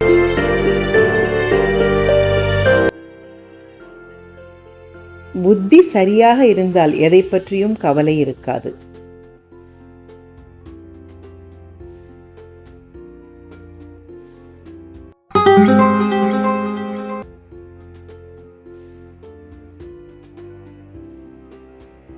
If the intellect is right, need not bother about anything.